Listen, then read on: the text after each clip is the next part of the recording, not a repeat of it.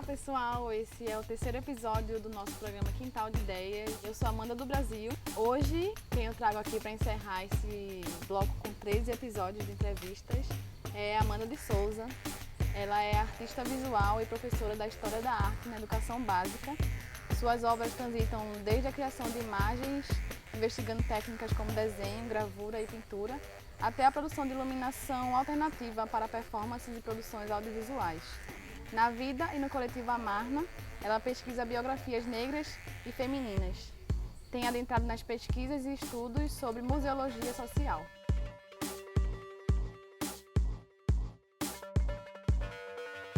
E como é que foi sua trajetória na sua infância e adolescência até chegar assim, nesse interesse sobre o ensino e pela produção, né, do audiovisual? Como é que foi esse caminho, né? De onde é que tu vem e como é que foi essa tua infância, essa tua adolescência? Então, essa coisa da infância é muito engraçado porque tudo parte de dentro de casa, né? Tudo parte do bairro, tudo parte de casa. Eu costumo dizer, e eu falo isso para todo mundo, em todos os espaços que vou, sabe? De quintal à universidade, que as narrativas que hoje me despertam interesse de pesquisa e que eu me dediquei artisticamente, enfim, ou de outras maneiras, elas começaram na cozinha de casa. Então eu tive o que a gente chama de cozinha viva. Minha casa era uma casa pequena, minha família sempre foi grande. Minha avó teve 10 filhos, 5 mulheres e os outros homens, e aí, né, 5 mulheres, 5 homens. E minha casa sempre foi muito cheia. Eu cresci e a casa da minha mãe se tornou o que era a casa da minha avó, né? E a gente lá, minha mãe era confeiteira, fazia bolo, eu cresci vendo ela fazer bolo, meus tios eram marceneiros. E tinha uns episódios que eu achava muito interessantes, que era quando minha vizinha ia desenhar no bolo para ela os personagens, né? Personagens da Disney, personagens de não sei o que e tal. E aí eu ficava querendo fazer aquilo também. Eu achava massa, eu achava interessante e queria um dia aprender para fazer aquilo para minha mãe. Fora isso, tinham outros interesses que acabaram desembocando nessa coisa do gostar de desenhar, de observar e tudo mais. Mas tudo partiu mesmo dessa coisa do açúcar, do ver minha mãe trabalhar, as pessoas trabalhando com ela, sabe? E a relação com o bairro é muito engraçada com o Pascoal, porque eu sou uma criança dos anos 90 e foi um período em que o meu bairro ele foi muito violento. Então eu não tive aquela infância de poder brincar na rua tranquilamente. Porque a gente tava lá, de repente saiu um pepe e corre, fecha a grade e não sei o que, aquele babado todo. Mas eu sempre gostei também de observar, né? De observar o bairro. E tinha uma coisa que me marca muito, que são as músicas. A música do lugar. E tinha um brega bem antigo, que é muito bom, que é da banda Paixão Brasileira, que é Não Vá. É engraçado que essa banda tem um CD que tem 2 músicas, que é Não Vá e a outra é Agora Vá. E aí isso tocava numa tarde, assim, no final de tarde, quase que todo dia religiosamente. E uma coisa que eu tenho muito forte no Pascoal, que é o bairro que eu venho, né, Alto Pascoal, é uma comunidade dentro de Água Fria, um morro, na verdade, vizinho de vários outros morros ali perto do Alto Cé do Pinho, perto do Morro da Conceição, são vários Alpes, sabe? Que era uma cor no dia, no fim de tarde. Então eu acho isso muito engraçado, que é a lembrança que eu tenho do Pascoal, e mais forte em mim, é dessa música e de uma cor específica do fim de tarde. Uma das cores do pôr do sol, que é engraçado que não faz todo dia. Tem que dar uma chuva, tem que ter um clima, uma coisa, vocês que estudam geografia podem me ajudar nessa relação. Mas que é uma cor, enfim, que para mim era a cor do céu do Alto Pascoal. Depois, né, assim, agora entrando nesse mundo de pesquisa e tudo mais, foi que eu fui buscar, de fato, essa relação mais histórica. E agora o que eu tenho pesquisado, de fato, são as lavadeiras. A história da profissão das mulheres lavadeiras, né, que é uma profissão de mulheres majoritariamente negras. E isso surgiu a partir de uma conversa em casa, em que eu descobri que lá na minha rua, lá no Pascoal, onde hoje em dia tem uma gafieira, existia um sindicato de mulheres lavadeiras, mais ou menos na década de 60. Aí eu disse, não, eu tenho que ir atrás disso. Eu preciso saber como é que isso aconteceu. E foi assim que nasceu um dos interesses, tá? Em 2018, teve a questão do coletivo Amarna, que foi um coletivo que eu iniciei com Priscila Mello, que é uma amiga parceira maravilhosa. A gente começou, de fato, nas questões do audiovisual aí. Eu sempre fui mais da coisa do desenho, da pintura, dessa coisa do açúcar, do desenhar e ali e tal, não sei o quê, mas nunca tinha ido de fato para o audiovisual. O que eu acho que funciona, ou que eu tinha antes de, enfim, de ir lá e pensar nessa coisa de enquadramento disso tudo, era de fato a ideia. Que até hoje eu trabalho muito mais nesse campo. Eu não sou a pessoa de mexer na aparelhagem do audiovisual, né? Da câmera. Mas eu gosto de ter a ideia para aquele projeto, do projetar, sabe? Do visualizar, da pesquisa, da prática, do dirigir.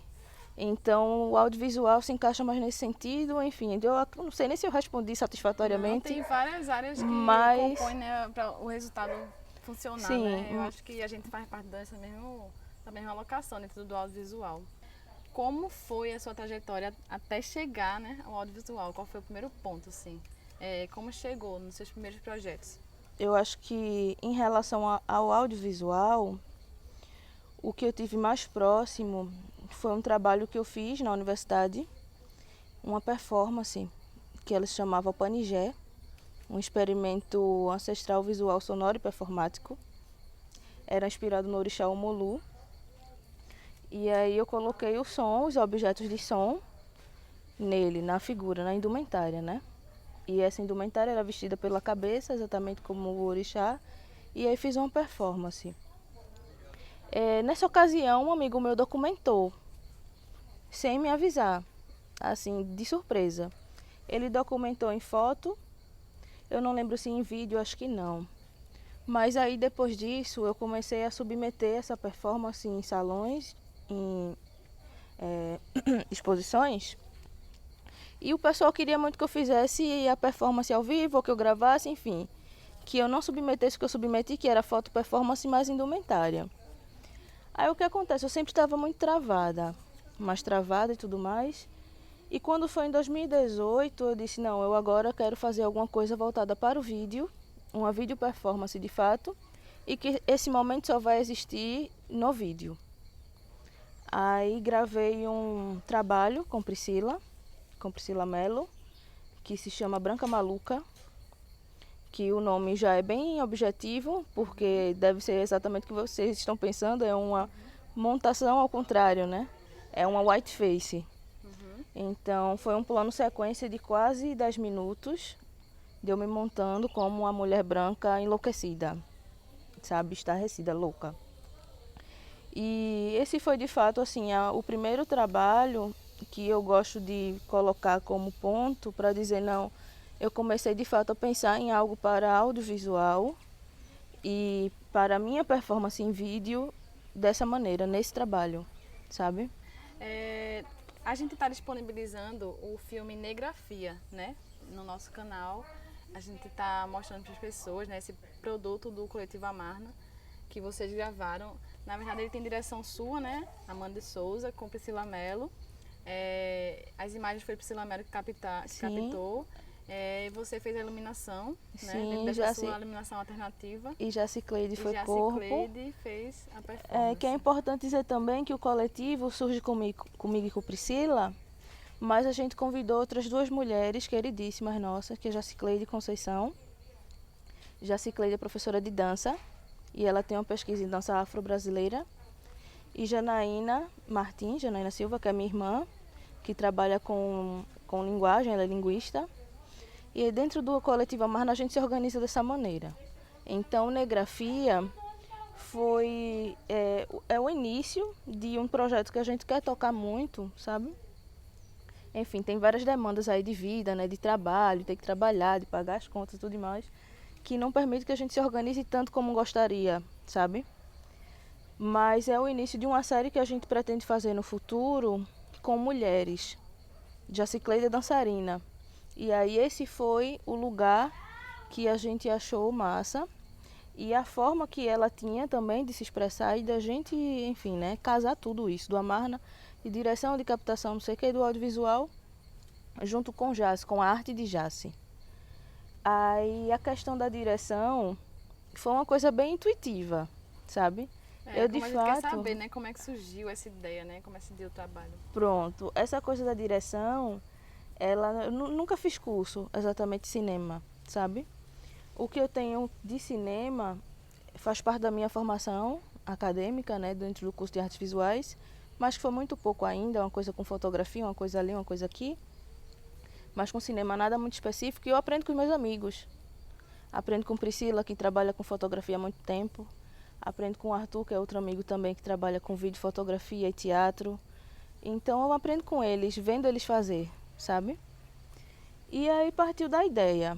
O começo foi dessa ideia, e aí como eu tenho uma vivência com corpo, com dança de outros períodos atrás, de outros anos atrás, com danças afro-brasileiras, aí eu me senti confortável e conversei com Jace, com as meninas, se eu poderia dar esse toque nessa montagem, sabe?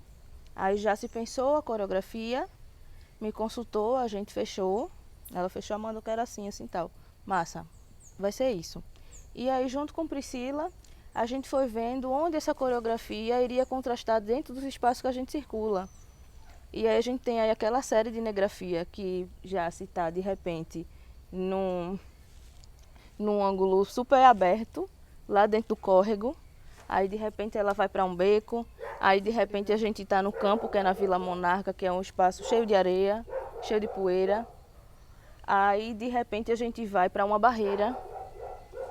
E o mais engraçado disso tudo, ela fica dizendo, ai bicha, tu é o não sei o quê, que eu fico, vai, levanta o queixo, segura a coluna, segura não sei o quê, presta atenção, se liga, olha a expressão, olha o rosto, fica perreando. E a questão da iluminação, eu fiz um curso em 2016, num coletivo muito massa, acredito que ele ainda existe, mas antes tinha sede, agora acho que não tem sede mais, que é o coletivo Lugar Comum. Fiz um curso de iluminação cênica com eles, com o Lu Raposo. E era coisa do equipamento, da aparelhagem do teatro e tudo mais, do equipamento convencional. Mas na realidade da gente, para alocar um equipamento convencional, tem que ter dinheiro, né? E dinheiro era o último recurso que a gente tinha. E nem podia contar. E nem podia contar. Então eu comecei a montar, de forma bem rudimentar mesmo assim, uns equipamentos meus. Fazendo gambiarra, fazendo experimento com caixa, experimento com lanterna. E assim, dessa maneira, eu fiz ainda 3 iluminações para performances, fora o vídeo Negrafia, e tudo com material criado, com material improvisado. Então, para fazer um foco, a gente tinha que, eu tinha que usar uma caixa de madeira. Fiz uma caixa de madeira e aí com o jogo da aproximação a gente abria e fechava esse foco. Fazia um gobo com um buraco com riscos, com a madeira perfurada, a madeira meio entrecortada. Fazia um gobo que dava uns efeitos interessantes na luz. Então tudo isso foi estudando e foi experimentando de fato. Qual é o papel central das mulheres na articulação desse espaço, né? Para a resistência, né? Esse Negrafia traz muito essa ideia, né, da resistência da mulher negra nesses espaços. Qual é o papel central, você acha? Não, na verdade, eu acho que a mulher é a grande criadora de tudo, né, no mundo. Da vida, enfim. Eu tô até meio negociada, meio coisada com essa pergunta, que ela foi muito forte. Mas eu acho que é da mulher que parte tudo, sabe? Então é um papel estratégico, é um papel importante, é um papel central. É a coisa da matriarca, é a coisa da cabeça, é a coisa da líder, principalmente em diálogo, em contato com mulheres que precisaram sozinhas se manter, seguir com sua vida, manter sua família, trazendo o caso das mulheres lavadeiras, que fizeram tudo isso, trabalharam muito e ainda trabalham, porque ainda existem mulheres nessas condições, né, de trabalho precário para se manter. Então, o papel da mulher é um papel de força, sabe? Embora seja muito cruel também falar desse lugar, porque a gente teve que se colocar como força, como forte, como resistência, por causa das condições, né? Que não foram boas e que não foram gentis, né? A vida não foi gentil. Mas eu acredito que é isso, que a mulher e a mulher negra da Zona Norte, a lavadeira, a quituteira, a feirante, que são outros trabalhos também que a gente tem no Amarna.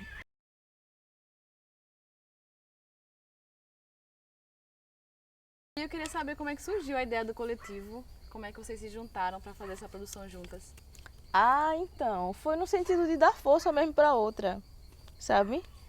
Eu tinha passado por vários processos, assim, estava bem quebrada, bem lascada, assim, emocionalmente falando, em 2018.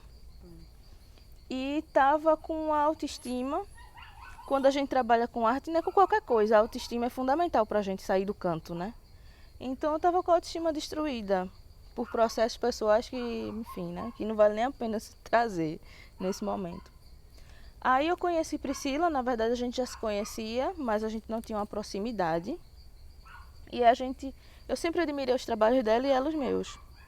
A gente disse, porque a gente nunca se juntou para fazer nada. E vocês são de lá do Pascoal? Ela Sim, também é. na época a Priscila era de Bibiribe. E aí depois ela se mudou para o Pascoal. Aí na época que a gente começou a trabalhar também no Amarna, ela ainda era de Bibiribe, mas vivia lá por cima. Aí a gente, por que não trabalhou junto ainda? E aí, bora fazer? Bora. Aí ela, minha irmã, você tem que explorar tal coisa, tem que explorar isso. Bora ver, vamos ver se dá certo. Aí foi que surgiu a ideia do vídeo performance, do Branca Maluca, que foi o primeiro trabalho que a gente fez como coletivo Amarna, juntas. E depois disso a gente queria trazer outras amigas para o coletivo, mas para continuar esse movimento de fazer um trabalho artístico que falasse da gente, que falasse do cotidiano do lugar que a gente mora, dessa relação, e que a gente se fortalecesse enquanto artista. Porque a gente está o tempo todo aí trabalhando e fazendo e realizando, mas também em contrapartida tem muita gente que está ali tentando desmerecer o trabalho, né? É muito difícil. Desafiador. Quando você não tem recurso, quando você, enfim, é da periferia, começar um trabalho artístico, chegar em certos espaços, o tempo todo as pessoas estão ali. Não, porque não vai, porque é isso, colocando limitações. E essa questão de construir a autoestima é uma questão fundamental para a gente. Se a gente se fortalece nesse sentido, emocionalmente, a gente se junta, se aquilomba, se fortalece, dá a mão e vai para qualquer lugar, né? Eu acho que é um provérbio africano, que eu acho muito maravilhoso, que ele diz que sozinho a gente chega mais rápido, mas juntos a gente chega mais longe. E aí, nesse sentido, a gente se uniu, se juntou e não, vamos fazer as coisas juntas. Aí começamos juntas, eu e Pri, começamos nós duas. E depois a gente disse, já se é uma pessoa massa pra gente trazer pra perto. Já se tem muita potência. E a gente precisa explorar isso com ela. Ela precisa, enfim, se encontrar mais.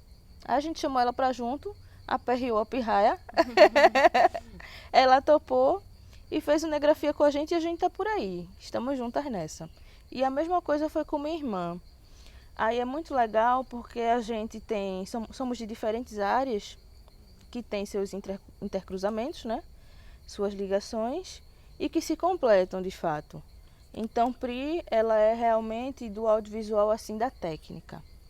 Eu venho com a coisa do projeto das artes visuais. Já se vem com a corporeidade, com a dança, com o movimento. E Jana vem com a palavra. Então a gente assim, casou e fechou o ciclo aqui da mão, sabe? A gente se completou. Aí foi desse jeito que nasceu a Amarna, em 2018. Para além das tuas articulações com o coletivo, né, Amarna, você também tem desenvolvido a partir da especialização em museologia social, né?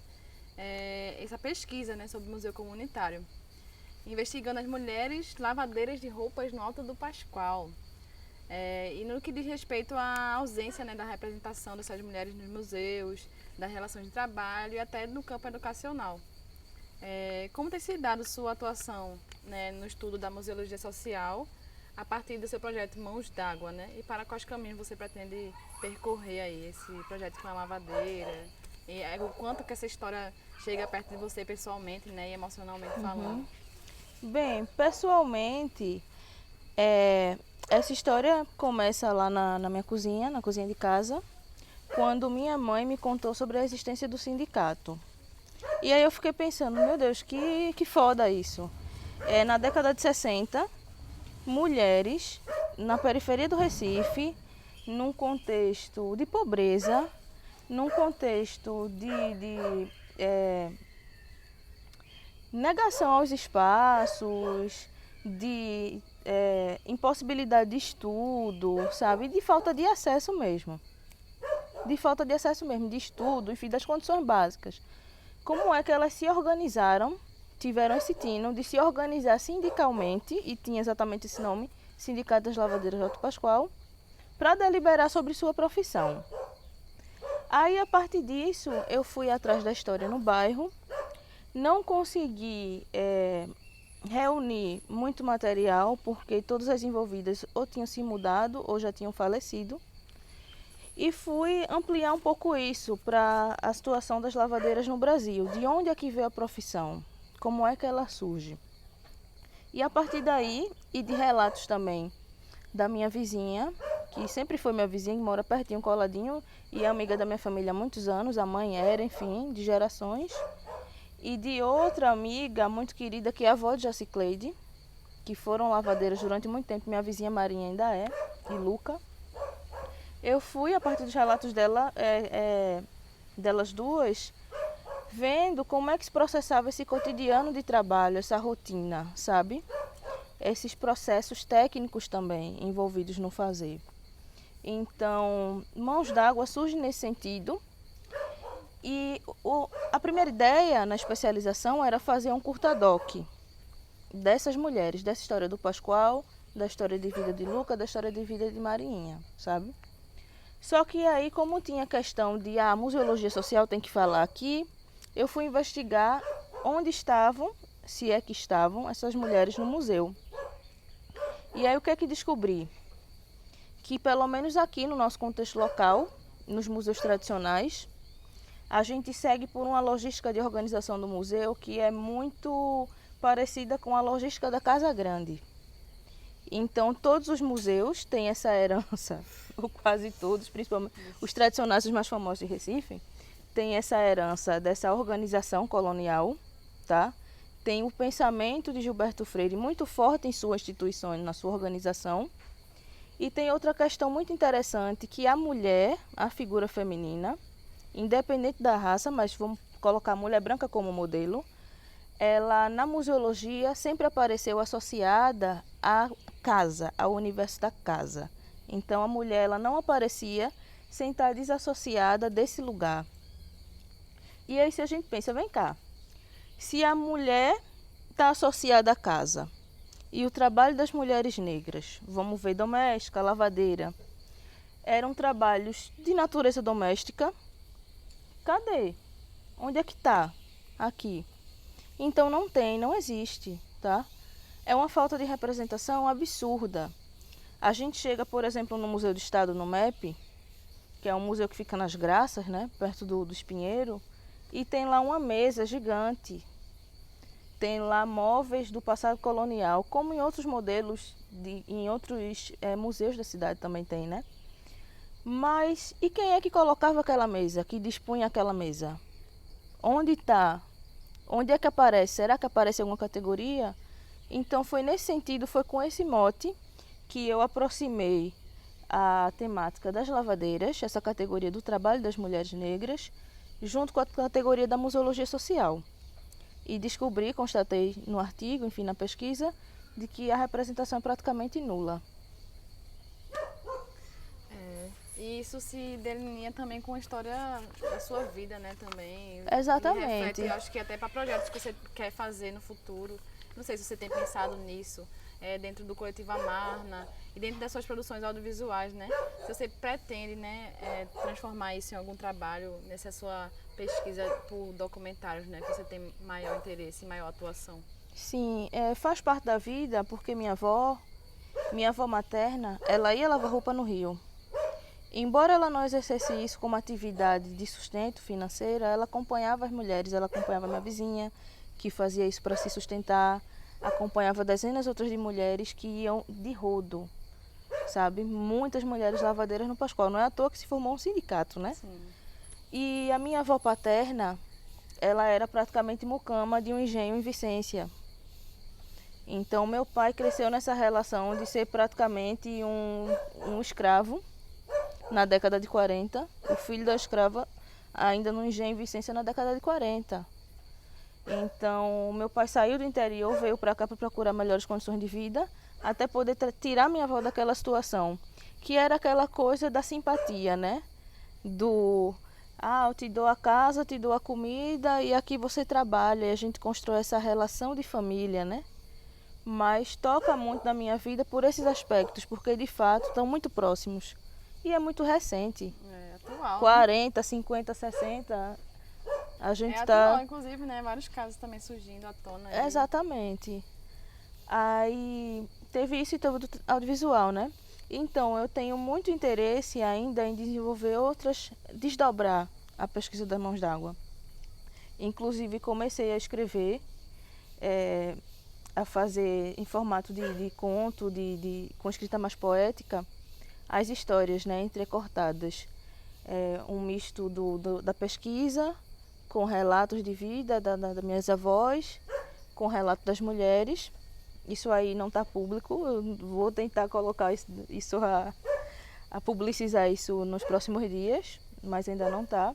E em formato também de narrativa oral, né? Aí as mãos d'água, elas merecem muito aparecer. Eu acho que não é nenhuma questão de ser minha pesquisa, de ser só minha aproximação, sabe? Mas é da gente olhar para uma categoria que ela foi fundamental para o desenvolvimento do país, que são as mulheres que trabalham com cuidado, e que até hoje a gente não tem nem direitos garantidos para elas de uma forma satisfatória, né? A gente tem aí o problema das domésticas, que até hoje se discute. Ninguém quer legalizar, nem institucionalizar, nem dar os direitos necessários para essas mulheres. Agora pensa nas lavadeiras, que ainda é uma subcategoria dentro desse trabalho doméstico. Então, é uma questão muito forte. É mais forte que eu, é mais forte que minhas vivências, e eu espero muito que esse trabalho no futuro, independente da linguagem que ele caminhe, ele consiga despertar mais o interesse das pessoas para olhar para essas mulheres, sabe? Gente, entrei na página do Coletivo Amarna, que é o @Coletivo Amarna, Amarna Coletivo. Se vocês colocarem Coletivo Amarna, já aparece de fato. Entrem lá, dê uma olhadinha na minha página do Instagram, que é de Souza Amanda, com 2 eixos, ZZ, Amanda, ponta, Amanda, enfim, de Souza, ponta, Amanda. Vejam também a página de Priscila Mello, que é Olhos Pretos Fotografia. Procurem Jacicleide também no Instagram. A gente usa mais as redes sociais como ferramenta, eu nem me movimento tanto. Mas aí, como é o mais ligeiro, então dê uma olhadinha lá, minha gente, que no instante chega, é legal, é rapidinho, é ligeirinho. Então, pessoal, esse foi o último episódio da série Quintal de Ideias, da TV Entre Olhos, a Web TV das Periferias. Eu agradeço a toda a equipe técnica desse projeto que trabalhou junto com o Coletivo Entre Olhos. Pretendo me juntar muito a essas mulheres e somar junto com seus coletivos e seus respectivos trabalhos. É isso, até a próxima, e fica ligado que vai ser lançado a conferência com realizadoras em breve no canal do Entre Olhos. Abraço e até a próxima.